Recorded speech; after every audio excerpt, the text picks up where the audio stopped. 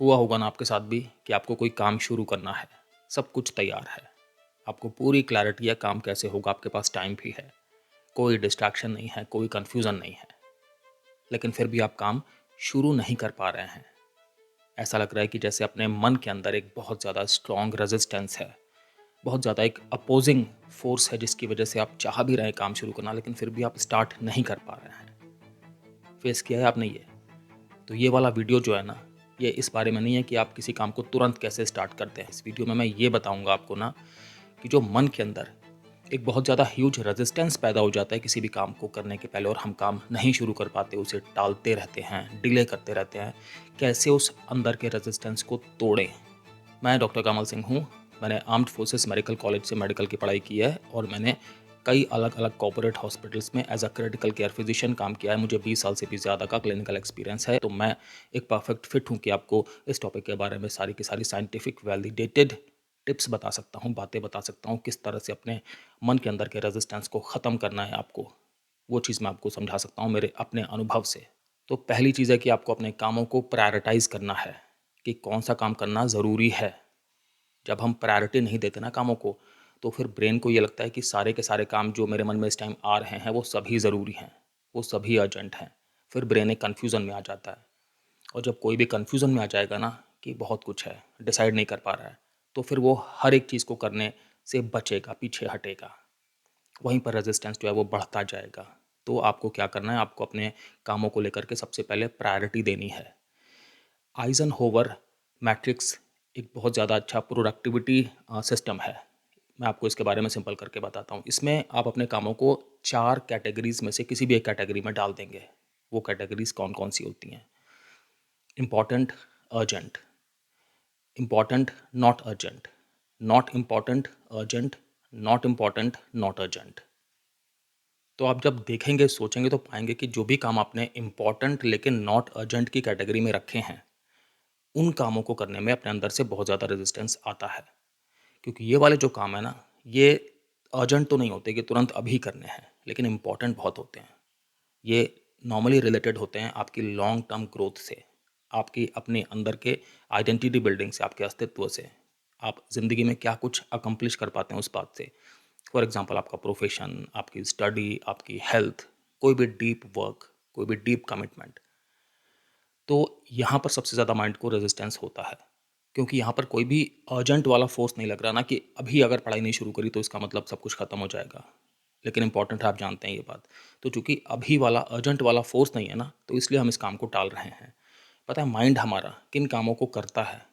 जो काम माइंड को या तो बहुत ज़्यादा अर्जेंट लग रहे होते हैं कि नहीं अब तो करना ही पड़ेगा वो, या तो जो काम माइंड को बहुत ज़्यादा सिंपल लग रहे होते हैं, ईजी लग रहे होते हैं। जो वो वाली कैटेगरी है ना इसमें कि अर्जेंट प्लस नॉन इम्पॉर्टेंट, वहाँ पर माइंड बहुत ज़्यादा एक्टिव रहता है कि काम है इतना इम्पॉर्टेंट नहीं है लेकिन अर्जेंट सा लग रहा है तो फटाफट कर लिया। एग्जांपल बताता हूँ कि नोटिफिकेशन की टोन बजी, आपके मन में ये आ रहा है कि फटाफट चेक करूँ इसमें क्या है, किसका आया हुआ है मैसेज।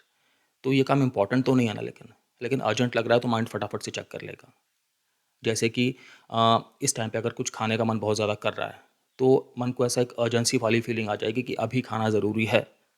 शायद आप मार्केट जाएंगे और समोसे खा के आएंगे या चाउमीन खा के आएंगे या जो भी आपका मन कर रहा है, बट ये इंपॉर्टेंट तो नहीं था ना। तो माइंड अपने आप को ज़्यादातर इस वाले जोन में बिजी रखता है, ये जो अर्जेंट प्लस नॉन इम्पॉर्टेंट वाले काम हैं। इस वाले ट्रैप से हमें बचना है। और ऐसा लगता क्यों है माइंड को? क्योंकि जब एक काम अर्जेंट लग रहा है और उस काम को आपने ख़त्म किया, तो फिर मन में एक एहसास आएगा ना, सेटिस्फैक्शन आएगा, हाँ मैंने काम ख़त्म कर लिया। एक डोपामिन का बूस्ट आएगा, अंदर से लगेगा कि हाँ मैंने टाइम वेस्ट नहीं किया, एक काम जो बहुत ज़्यादा अर्जेंट लग रहा था मैंने ख़त्म किया। लेकिन यहाँ पर एक्चुअली आपका टाइम वेस्ट हो रहा है, क्योंकि जो आपने ये काम किया है ना, ये काम इंपॉर्टेंट नहीं था। अगली कैटेगरी है उन कामों की जो ना तो अर्जेंट है ना इम्पॉर्टेंट है। Not urgent plus not important. For example कि आप बस बस बिंज वॉचिंग कर रहे हैं, आपने OTT लगाया या TV लगाया और आप बस देखे जा रहे हैं। या जो भी आप टाइम वेस्टिंग करने वाले काम करते हैं ना, आपको पता है वो, जब आप बहुत ज़्यादा एक्स्ट्रा लेजीनेस दिखा रहे हैं, सो रहे हैं, कुछ भी नहीं कर रहे हैं, सिर्फ टाइम पास कर रहे हैं, यहाँ वहाँ बैठ रहे हैं, गॉसिपिंग कर रहे हैं, ये सब चीज़ें ना अर्जेंट है ना इंपॉर्टेंट है, यहाँ पर टाइम बहुत ज़्यादा वेस्ट होता है। तो आप मान करके चलें कि आपको अपनी लाइफ में ये वाली जो जोन है ना, ये बिल्कुल मिनिमाइज़ कर देनी है, कम से कम रखनी है। अगली कैटेगरी है जो काम अर्जेंट भी होते हैं और इम्पॉर्टेंट भी होते हैं। फॉर एग्जाम्पल कोई हमारा ऑफिशियल वर्क, हमें कोई डेडलाइन है वो पूरी करनी ही है, उसमें कोई एक्सेप्शन हो ही नहीं सकता। जैसे हमारा कॉलेज है, हमें कोई प्रोजेक्ट सबमिट करना है, स्कूल हम जाते हैं, हमें कोई होमवर्क सबमिट करना ही करना है, तो ये वाले काम तो हम फिर कर ही लेते हैं। इसमें हमारे अंदर चाहे जितना भी रेजिस्टेंस आए, इसमें हमें प्रेशर इतना फील हो रहा होता है कि हम फिर काम को कर बैठते हैं। तो आप जब कामों को इन कैटेगरीज़ में डालेंगे ना, तो आप देख पाएंगे कि किस कैटेगरी में जो काम है उसको ज़्यादा ज़रूरत है आपके फोकस की। तो जो वो वाली कैटेगरी थी ना कि इम्पॉर्टेंट प्लस नॉन अर्जेंट, वहाँ पर आपको सबसे ज़्यादा अपना फोकस रखना चाहिए, क्योंकि वहीं पर सबसे ज़्यादा माइंड का रेजिस्टेंस होता है। अगर आप टॉपिक समझ पा रहे हैं, आपको हेल्पफुल लग रहा है और आप मेरे साथ कनेक्ट भी कर पा रहे हैं, तो फिर वीडियो को आपको लाइक अब तक कर देना चाहिए। और अगर आपको लगता है किसी के साथ भी शेयर करके फ़ायदा हो सकता है, तो प्लीज़ शेयर करिएगा। अगला स्टेप है कि आपको अपने आप से ये पूछना पड़ेगा कि ये काम करना मेरे लिए क्यों ज़रूरी है। जो एक रीज़न है, जो एक कारण है, उसके साथ में कनेक्ट करिए।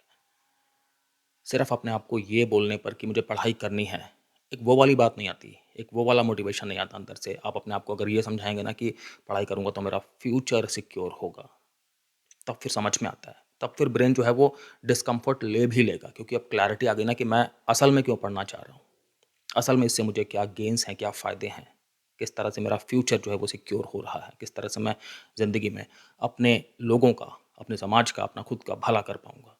ध्यान रखें, ब्रेन हमेशा डिस्कम्फर्ट को टॉलरेट कर लेगा अगर उसको उसके पीछे का कारण पता लग गया और अगर उसने कारण के साथ में कनेक्ट कर लिया, अगर उसे लग रहा है कि जो कारण है वो रियलिटी में बहुत इंपॉर्टेंट है। अगला स्टेप है कि काम को ख़त्म करने के बाद जो भी बेनिफिट्स होंगे ना, वो मन में आप विजुअलाइज करिए, एक बार उनके बारे में एहसास करिए, इमेजिन करिए। नॉर्मली जब हम काम के बारे में सोचते हैं तो हमें क्या क्या फीलिंग्स आती हैं कि यार इसमें एफर्ट बहुत लगेगा, इसमें बोरियत बहुत है, इसमें तो शायद मेरा काम ठीक से ना हो, डिसअपॉइंटमेंट हो जाए मुझे अंदर से, शायद मेरे काम की आलोचना हो जाए। तो यही सब सोचता रहता है मन, ना तो हम काम आगे नहीं करने के लिए उत्सुक हो पाते ज़्यादा। मन में आप ये सोचिए ना, काम जब मैं ख़त्म कर पाऊँगा, कर लूँगा, तो उसके बाद फिर मुझे कितना हल्का लगेगा, मेरा कॉन्फिडेंस कितना बढ़ेगा, शायद मुझे कुछ नई लर्निंग भी मिले जो मुझे आगे लाइफ में हेल्पफुल हों। और जब काम मेरा ख़त्म हो गया तो मैं कितना रिलैक्स हो सकता हूँ, तो जो भी एक्टिविटीज़ करना मुझे अच्छा लगता है, मैं वहाँ पर अपना टाइम डिवोट कर सकता हूँ, मैं अपने आप को पुरस्कृत कर सकता हूँ। मतलब उसके बाद तो फिर मैं थोड़ा अपने मन की कर सकता हूँ। अगला स्टेप है कि आप अपनी एनर्जी को प्रोटेक्ट करिए। जो आपके अंदर एनर्जी है ना, वो बिल्कुल पॉजिटिव होनी चाहिए, वो बिल्कुल पीसफुल होनी चाहिए और पूरी तरह से चैनलाइज होनी चाहिए। बहुत बार क्या होता है कि हम अंदर से बहुत ज़्यादा एग्जॉस्ट होते हैं, इतना थके हुए हैं हम ना कि हमें फिर कुछ काम स्टार्ट किया ही नहीं जा रहा होता। तो ध्यान दें कि आपकी नींद नहीं पूरी हो रही है, क्या आपको मन में कोई तनाव चल रहा है, कोई एंग्जाइटी है, कोई स्ट्रेस है, क्या आप बहुत ज़्यादा थक इसलिए गए क्योंकि आपने बहुत ज़्यादा फ़ोन देख लिया है, बहुत ज़्यादा आपका ओवर स्टिमुलेशन हो गया है। तो जो भी इस तरह के कारण है ना, आप उन्हें ख़त्म करिए। अपनी नींद पूरी हमेशा लीजिए, अपनी बॉडी को मूव करते रहिए, कामों के बीच बीच में अपने आप को थोड़ा रिलैक्स करते रहिए। ध्यान रखिए कि जो एक थका हुआ दिमाग होता है ना, जो एक एग्जॉस्टेड ब्रेन है, वो हमेशा क्या चाहेगा कि मुझे अब और कुछ ना करना पड़े, मैं आराम करूं बस। वो एक तरह से एस्केप करेगा हर एक रियलिटी से, करंट सिचुएशन से। तो आपको अपने खाने पीने का भी ध्यान रखना चाहिए कि आपकी जो डाइट है ना, वो बिल्कुल बैलेंस्ड हो, न्यूट्रिशियस हो। ये नहीं कि बस जंक फूड खा रहे हैं। जंक फूड खाने से कुछ नहीं होता, आपकी हेल्थ ख़राब होती है, आपका जो मन है वो फोकस नहीं हो पाता, शार्प नहीं हो पाता, आपके अंदर थकान बनती है और बढ़ती है। तो इन सारी चीज़ों का ध्यान रखें, प्लस अपने मन को आप जो एक तरह से पॉजिटिव स्टिमुलेशन है ना, कभी कभी जो भी काम करने से मन आपका शांत होता है, आपको अच्छा लगता है, उन कामों को भी करें।